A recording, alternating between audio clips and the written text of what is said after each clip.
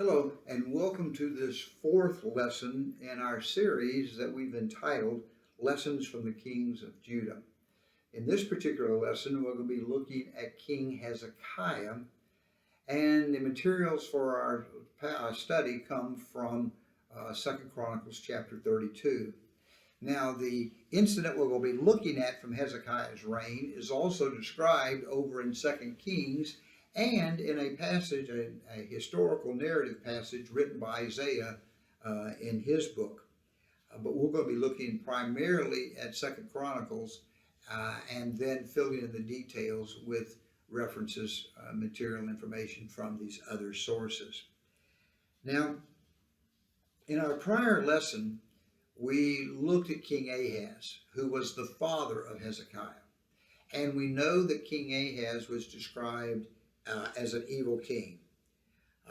He did not do what was right in the eyes of the Lord, is the way the author of 2 Chronicles described him. What does that mean? Well, first of all, we're told that he walked in the ways of the kings of Israel. Now, what does that mean? Well, remember when Jeroboam led Israel in rebellion against Judah, against King Rehoboam, the son of Solomon. Jeroboam was worried that the people of Israel, the 10 northern tribes, if they kept returning to Jerusalem to worship God as the Mosaic law required, that their allegiance would be to Jerusalem and Judah and not to Israel.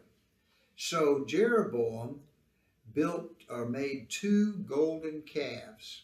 One he placed in Dan in the very northern part of Israel, and the other he placed at Bethel, which was not too far north of Jerusalem, the southern part of Israel. And the purpose was that for the people of Israel to continue to worship Yahweh, but to worship at these golden calves, and additionally, Jeroboam decided to pick his own priests. Now remember, the Mosaic law said that the worship was to be done by offering the sacrifices at the temple in Jerusalem, and the sacrifices were to be handled by the Levites, people that had been appointed by God, and that the priests were to be Levites and sons of Aaron. Well, what Jeroboam is basically doing is rewriting the whole worship of Yahweh contrary to the law that Yahweh has given. And so this became known as the sins of Jeroboam. In addition, the kings of Israel were leading the people of Israel in the worship of idols and foreign gods. This especially was true after Ahab married Jezebel, the Phoenician princess, and she brought into the country her Baals and her Asherahs, and the king led the people in worshiping these idols and these foreign gods. This is what the kings of Israel did, and we're told that Ahaz did what the kings of Israel did, and that included worshiping the idols, that included the worshiping and the encouraging people to worship Yahweh in the high places other than the temple. And he went so far as even to build one of these idols, one of these foreign gods, an idol there in the valley of Hinnom, and there he sacrificed his own son in the fire as a living sacrifice to that God. He has left the worship of Yahweh. He is so totally unfaithful and turned his back on Yahweh. In addition, when the Syrians and the Israelites, Israel and Syria, were trying to fight off Assyria, they asked Judah, Ahaz, to join in their alliance, and Ahaz refused. And so Syria and Israel turned on Judah. Well, instead of seeking help or accepting a sign from God, Ahaz went to King Sennacherib, the king of Assyria, and pledged his faith, his loyalty to him, and stripped the temple of its wealth and the palace of its wealth, and started paying a very high sum every year as a tribute to the king of Assyria, buying his protection. Now what happens is eventually the king of Assyria will attack Syria, and by Syria having to fight the Assyrians off from the north and the east, Assyria no longer was a threat to Judah. And eventually the Assyrians will attack Israel, and Israel will no longer be a threat because in 722 the city of Samaria falls. The Assyrians take many of the Israelites into captivity throughout the northeastern area of that part of the world. When all this is going on, Ahaz's loyalty is with Assyria. So he has been an evil king, but he hasn't finished. He actually shuts the doors of the temple. He stops the worship of Yahweh altogether at the temple. He takes the furniture inside the temple and cuts it up and buries it. He has, prior to doing all of that, he has actually moved idols of foreign gods into the temple. You remember the story of when the Assyrians had defeated Syria. He visits Damascus to visit with the Assyrian king. And while he's there, he sees this idol, or this altar to this idol representing the god of Syria. Now they're defeated. Their God has let them get beat, but he still likes that altar. So he sends word back to Jerusalem and has the priests build an altar just like it. And they actually remove the altar of incense over to the side in the holy place and place this altar to this idol, to this foreign god, and they worship at that altar in the temple. So you can see he has just totally turned his back on God. And it seems that evidently there were some opposition in Jerusalem, because it seems like the last 4 or 5 years of his life, he lives kind of in exile. And Hezekiah, his son, becomes king, and they're both ruling at the same time. They're co-regents, if you will. This has happened before. And then when Ahaz died, Hezekiah becomes the king in his own right. Now, when he becomes king, he immediately begins to try to undo the damage that his father has done. Hezekiah immediately reopens the temple for worship. He immediately finds the priests and Levites that have been scattered about and reorganizes them and names leaders. He then has them consecrate themselves, and then they go in and reconsecrate and rededicate the temple. He has them clean the temple out, take out all the unclean things that Ahaz had taken in there and burn them. He reestablishes the offering of sacrifices at the altars at the temple. He reestablishes the celebration of the Passover and invites the Israelites from the north to come and participate with them in the celebration of the Passover. He is doing what was good and right and faithful, as is described of him, and so he prospered. So God blessed him as he is attempting to reestablish the worship of Yahweh at the temple and reestablish the people as worshipers of Yahweh. Now, while all this is going on, Assyria is still causing trouble militarily, politically, for those countries, including Judah. They've defeated their neighbors. They've defeated the Babylonians more than once. They've defeated Samaria. During Ahaz's lifetime, they'll defeat the of Israel, 722, and take many of them off into captivity. And there's a constant threat always. There's always a constant threat against Judah from Assyria. It is into that setting now, Hezekiah has become king and has started the rehabilitation, started the restoration of the temple, and all these things are going on. And when we get to chapter 32 of 2 Chronicles, we pick up in the middle of his reign. We pick up after he has already done all these things. Chapter 32, verse 1. After all that Hezekiah had so faithfully done, Sennacherib, king of Assyria, came and invaded Judah. What does that mean? After all these things that he had done, Well, there are two ways to describe it. One way is to say that these things that he has faithfully done are the things that are described in chapters 29 through 31 of Second Chronicles. The reopening of the temple, the reorganization of the priests and the Levites, the reestablishment of the worship at the temple, the reestablishment of Passover. That could be all of these things. But then why would the writer say, Sennacherib, after Hezekiah had so faithfully done, Sennacherib, king of Assyria, came and invaded Judah? Well, in our humanness, we have this idea that if we've been faithful and done all these things, that bad things shouldn't happen to us. Remember, bad things aren't supposed to happen to good people.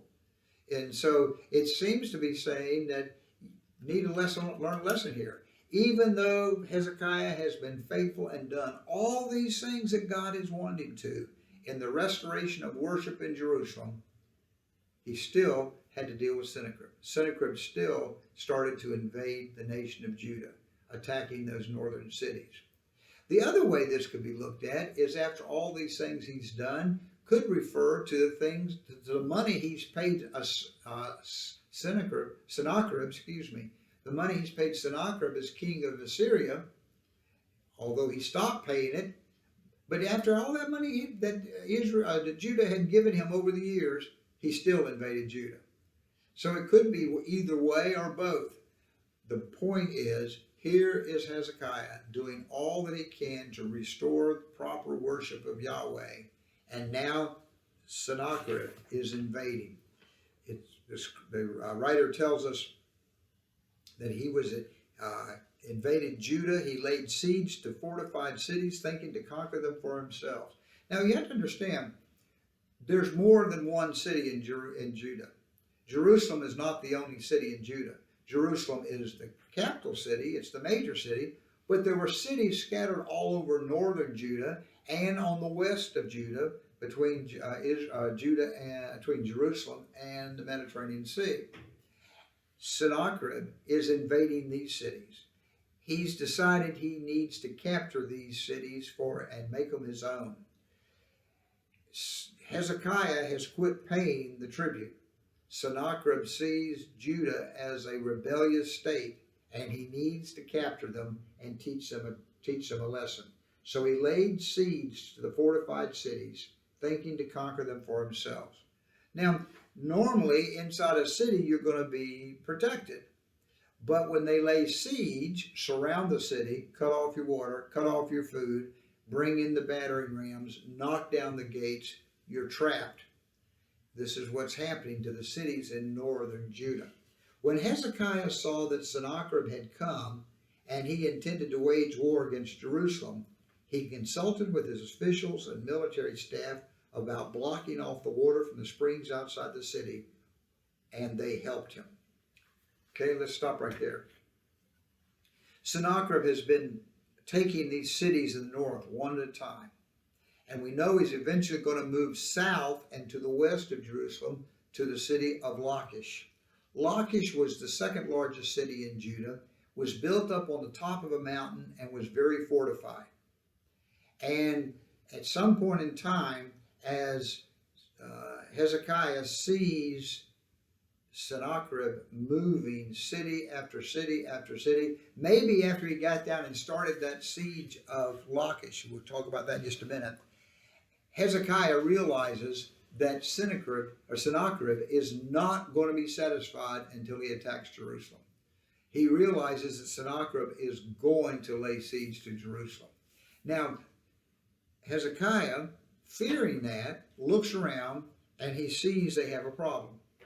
The first problem he sees is the water supply. It says, when Hezekiah saw that Sennacherib had come and that he intended to wage war against Jerusalem, he consulted with his officials and a military staff about blocking off the water from the springs outside the city, and they helped him. Now here's the situation. The water supply for Jerusalem, the primary water supply from Jerusalem, was from an underground spring located outside the city walls.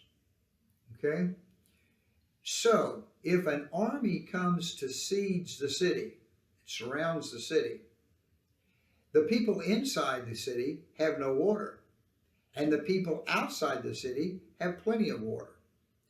And Hezekiah realized that that was a problem. So he wants to remedy the water supply problem.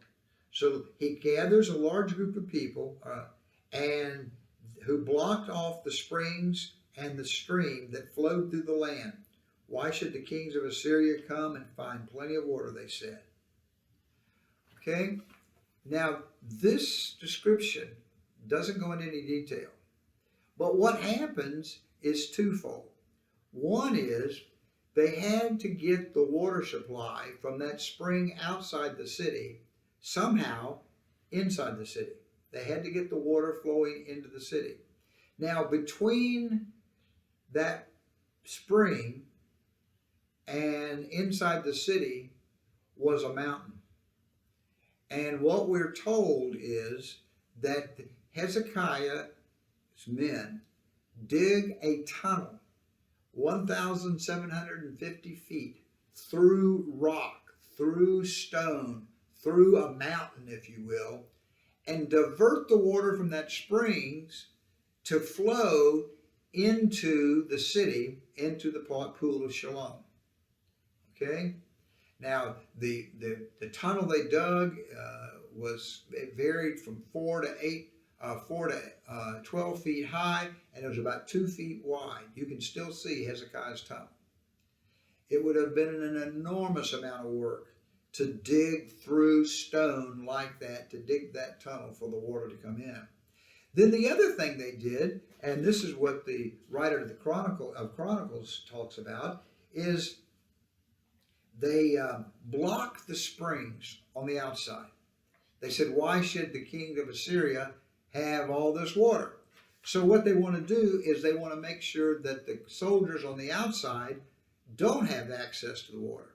Now, whether it means they actually closed over the springs so that you couldn't get in, or whether they simply covered it and disguised it, because the word block can mean disguise as well as physically prevent.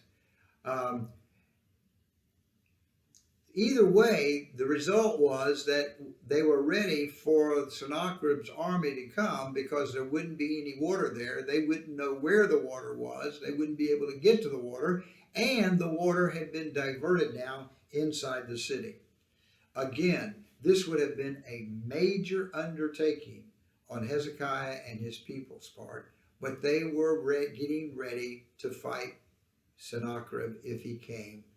They figured he was coming, and so they prepare for him by diverting the water inside the city and closing the water off on the outside. But they didn't stop there. Then he, Hezekiah, worked hard repairing all the broken sections of the wall and building towers on it. Now, the city of Jerusalem had been invaded previously by the Israelites, and they had torn down a section of the wall. There had been some rebuilding since then, so we're not sure exactly how much of the wall was torn down, but evidently there were some portions of the city wall that were in disrepair. Hezekiah knew that if they were going to be able to successfully withstand the attack from Sennacherib, they need to repair the walls. So while his men are digging the tunnel, he also has more men building the walls and building towers on it. Now, towers would be raised parts of the wall where soldiers from Judah could get in these towers, and as the people on the outside were trying to besiege the wall, were trying to take the wall from those towers, they had the advantage. They could shoot at soldiers coming and shoot bows and arrows, shoot the arrows at soldiers who were coming over the wall, trying to get up to the wall. It gave them a military advantage. So he's rebuilding the walls for defense, and he's building towers on it to give them a means of defense. He built another wall outside that one and reinforced the terraces of the city of David. Now, Jerusalem is built up on a hill. And to keep the land stable along the side of the mountain, they terraced it. That is, they would flatten the land, build a retaining wall, fill in with debris and all behind that retaining wall that would give you a level step, then go down and do it again and do it again. So they've got these terraces. Now, at one point in one place in time, outside along those terraces, outside that city wall, and that city wall was like 18 feet thick. Outside that city wall, Hezekiah built another wall. Now, building out of the wall would serve two purposes. One is, if you were trying to attack the city walls, this first wall was an obstacle that you had to get over that kept you from simply running a battering ram up to the city walls. It kept you from just making a full-scale attack, because you had to come over a wall to even get to the place where you could attack the next wall. As you're coming over the wall, the soldiers of Judah could be up along their wall with bows and arrows, and they could pick you off as you came over the wall. So it gave Judah a strategic advantage over soldiers trying to cross that first wall. Secondly, if soldiers did get over that first wall, they wouldn't be able to get their battering rams over.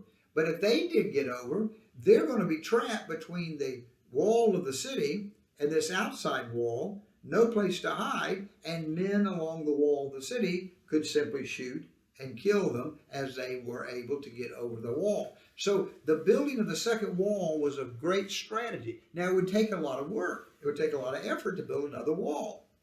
But what are we getting at?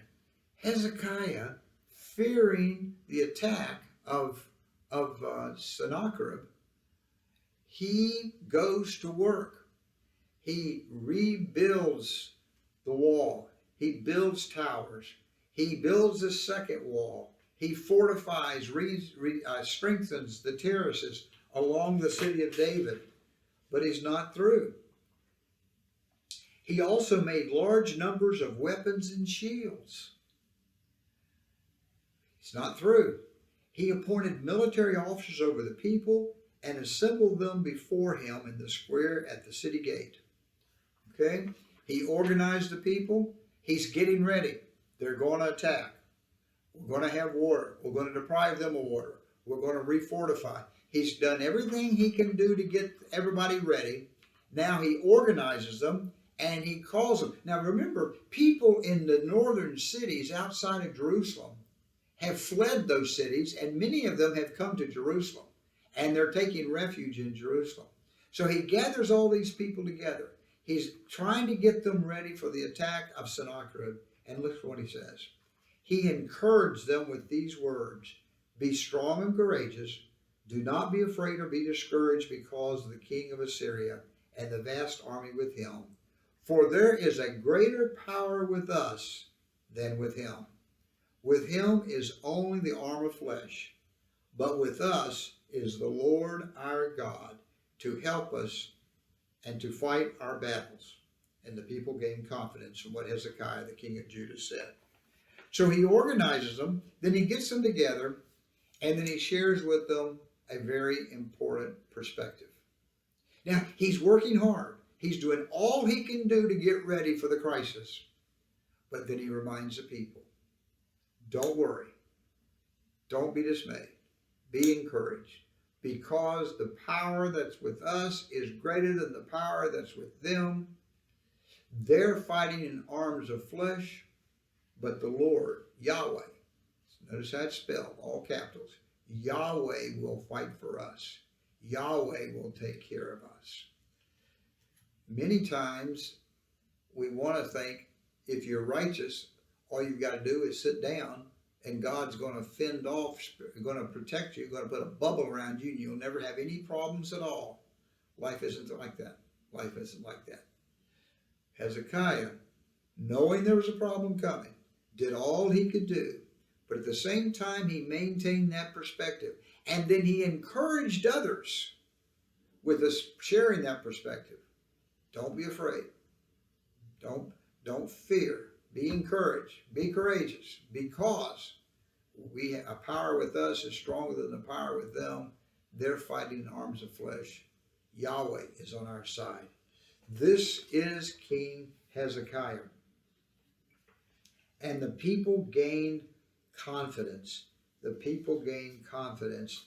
They were willing to listen, willing to follow, greatly encouraged, even though there was a major problem ahead of us. Even though there was a major threat to their safety and well-being, they were encouraged because King Hezekiah had shared with them this perspective. Well, let's go down to verse 9. Later, when Sennacherib, king of Assyria, and all of his forces were laying siege to Lachish, he sent his officers to Jerusalem with this message for Hezekiah, king of Judah. Now here's what's going on. The Sennacherib has defeated the cities in the north, cities of Judah. He's now going down the west side of Jerusalem and attacking cities along there. Lachish is the second largest city located southwest of Jerusalem, about 30 miles. Lachish is a very fortified city built up on the top of a mountain. As Sennacherib is heading and is attacking and is sieging the city of Lachish, he sends a message to Hezekiah and the people in Jerusalem. Now, Sennacherib would prefer that the city of Jerusalem just give up. So he's going to try to intimidate them and get the people just to give up rather than to fight. So he sends this message to Hezekiah, king of Judah, and for the people of Judah who were there. And this would be people from all over. Some of these people have fled from their homes. They know the power of Sennacherib. They've seen his cruelty. The Assyrians, by the way, were some of the most cruel captors in the world. They did terrible things to people that they captured. Some of these people in Jerusalem had family members that had gone through that. They knew what they were facing. They're hiding in Jerusalem, and now they get this message from Sennacherib. And listen to what he wrote. This is what Sennacherib, king of Assyria, says. On what are you basing your confidence that you remain in Jerusalem under siege? When Hezekiah says, the Lord our God will save us from the hand of the king of Assyria, he's misleading you to let you die of hunger and thirst.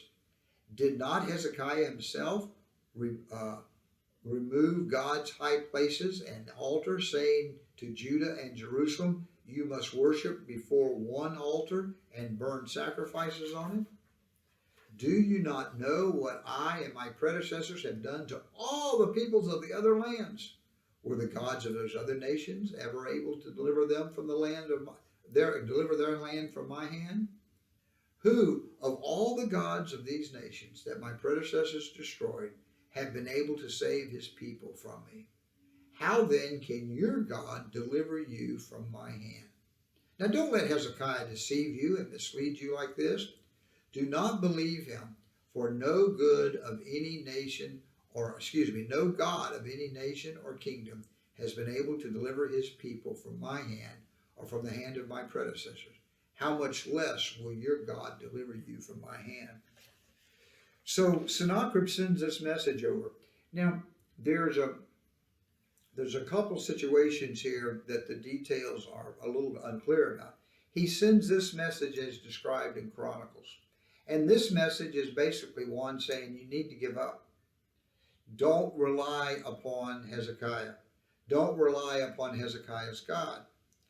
And there's two reasons he gives why you shouldn't rely on him. Number one, isn't this the same Hezekiah who ordered the altars to your God torn down?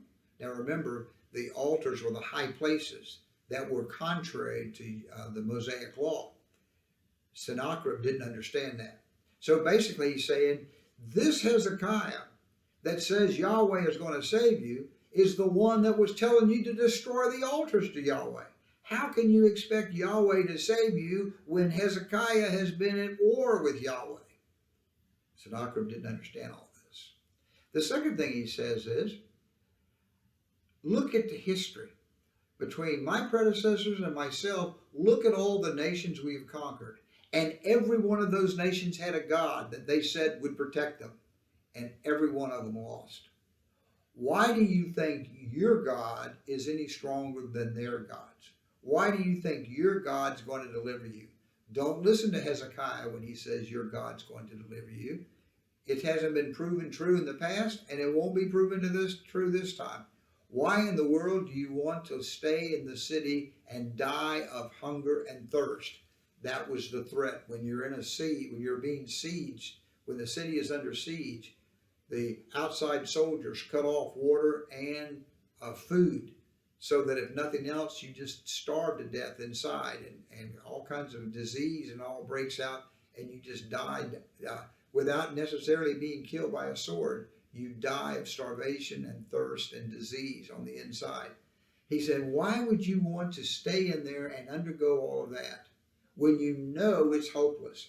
It is helpless.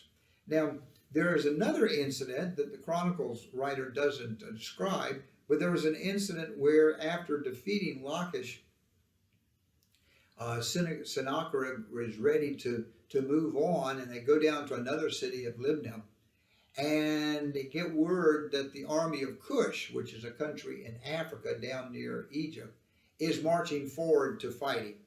And he really, really needs to get Jerusalem to surrender. And so he sends the commander of his army, who stands outside and yells to the city. And you remember that incident's described where he yells and he's talking in Hebrew, and the leaders of Jerusalem said, please talk in Aramaic so that our people can't understand you. But they continued to talk in Hebrew, saying the same kinds of things. So we've got all of this interchange going on between Sennacherib and the people in Jerusalem, and basically trying to cause them to doubt Hezekiah's leadership and to doubt their trust in God.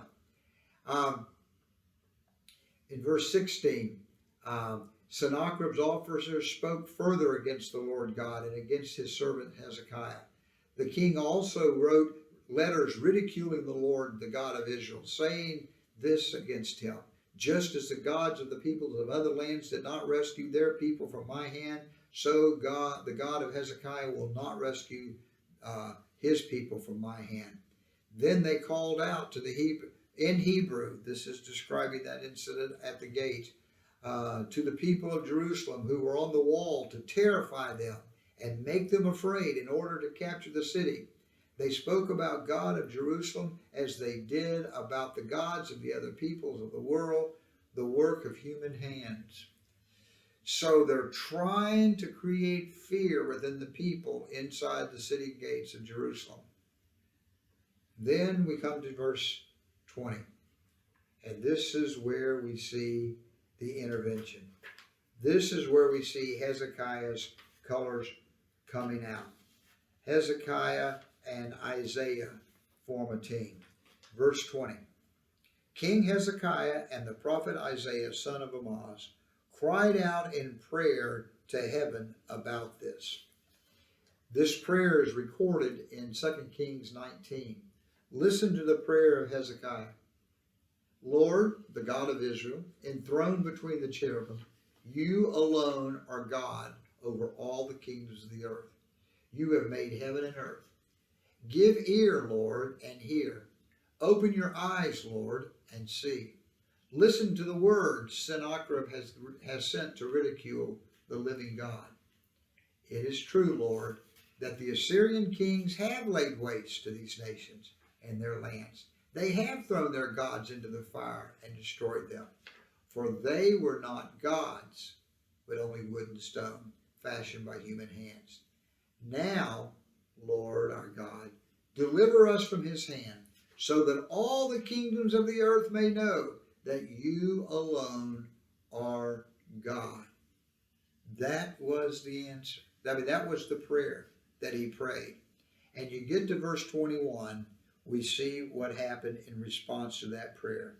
And the Lord sent an angel who annihilated all the fighting men and commanders and officers in the camp of the Assyrian king. So he withdrew to his own land in disgrace. Again, Chronicles is somewhat abbreviated and gives us those few details. Other sources tell us that what happened is Sennacherib is fighting over in this other city, Libnah, and the angel of death visits those troops, and 185,000 soldiers die in one night of natural causes. And as a result of that, Sennacherib takes the rest of his troops and they go back home to Nineveh. Now, the next verse in Chronicles is describing something that happens much later. So he withdrew to his own land in disgrace, and when he went into the temple of his God, some of his sons, his own flesh and blood, cut him down with the sword. That telescopes something into two sentences that took really 20 years to happen. For what happens is Sennacherib goes back home. After he's there 20 years, he is in his temple, and this is the irony of it. He is telling Hezekiah and the people of Jerusalem, don't trust in your God.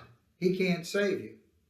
And then he goes home, and 20 years later, he's in the temple of his God, and his God can't save him even from his own son. For his own son strikes him down and kills him. But that's 20 years later. But the Chronicles account is telling us, because Hezekiah trusted, because Hezekiah prayed, God took care of Jerusalem. Now it's interesting, when Sennacherib defeated Lachish, which he did, that was no small feat. That was a major, major victory. For you see, the city of Lachish was built up on a hillside and had huge walls fortifying it.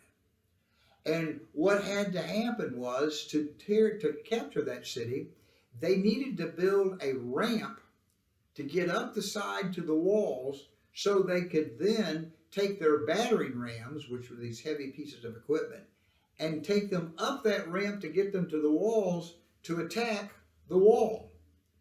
Now, to get the battering ram up to the wall, they had to build a siege ramp. The siege ramp had to be like 250 feet long and 230 feet wide. And it had to be solid to support this heavy equipment. So what they did was, his men would dig stones up out of the rock right there nearby and place them one on top of the other. And as they would build up, and then as they would walk up that part of the ramp, they'd throw more rocks over in front of them and build a little higher, a little higher, a little higher. Those rocks were 15 pounds apiece, according to the archaeologists who studied the siege ramp, part of which is still there. They said it would have taken hundreds of men working day and night, 24 hours a day, over 3 weeks to build this ramp. That there were over 20,000 tons of stone put into that ramp to build that ramp. And build that ramp they did, and they destroyed that wall, and they took that city.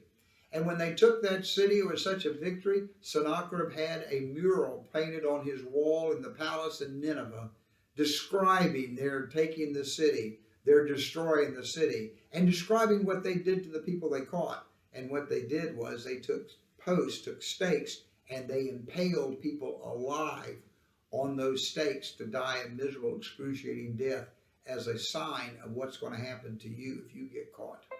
This was all known to the people in Jerusalem. Word had come to them. That's what made their fear of Sennacherib so great. Yet, after this defeat, the 185,000 died. After this defeat, Sennacherib does not write anything about the defeat, about his loss. The only thing he wrote about Jerusalem was that after he defeated Lachish, he had the king Hezekiah trapped like a bird in a cage in Jerusalem. But he never took it. Why?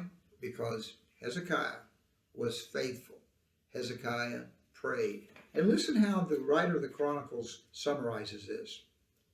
He says, in the very concluding portion of verse 22, So the Lord saved Hezekiah and the people of Jerusalem from the hand of Sennacherib, king of Assyria, and from the hand of all others. He took care of them on every side. Because this king trusted and kept trusting, God delivered Jerusalem and gave him peace. He took care of him on all sides. He took care of him with the other countries around as well. Well, what do we learn from this king of Judah? What lessons can we learn?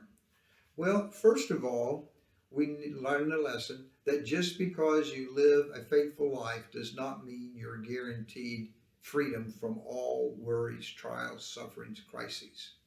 There will come times in our life when we are going to see situations, even the righteous, that reigns on the just and the unjust, as they say. Even righteous people, good people, sometimes suffer bad things. Why? This is one of the things we always ask.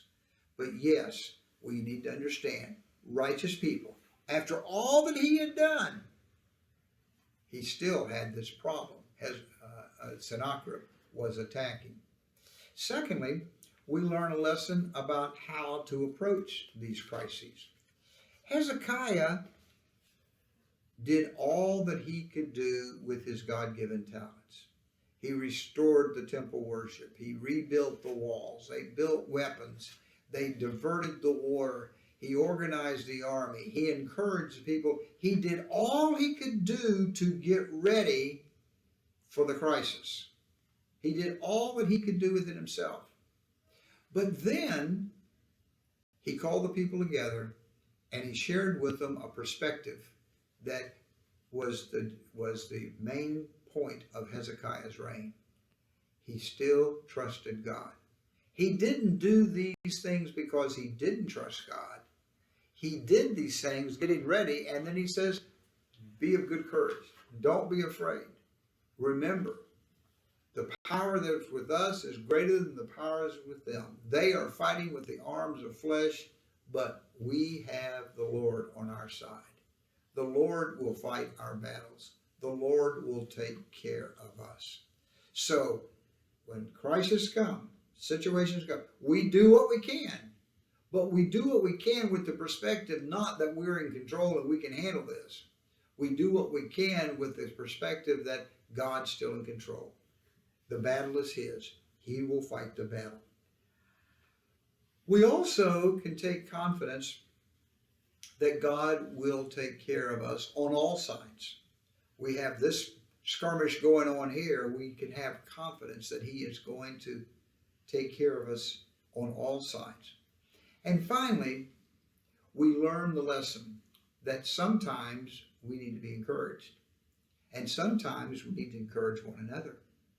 Sharing with one another what God is doing in our lives can bring great encouragement that will help reinforce that perspective.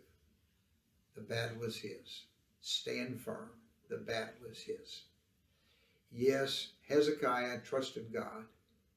And the more he trusted God and worked what he could and trusted God, God took care, spared Jerusalem, and gave him peace on all sides. Let's pray. Father, thank you for reminding us of your faithfulness to us, your love for us, your promises to us. And Father, it is in our confidence in your faithfulness in keeping your promises that we commit ourselves this week into your hands. As the crisis come, as the Assyrian army is attacking, Father, may we do all we can. Enable us and equip us to do all that we can. But at the same time, may we be sensitive to the realization you're in control. The battle is yours. Father, for what you do for us and do through us as we commit ourselves into your hands, we thank you and praise you in Jesus' name. Amen. Thank you.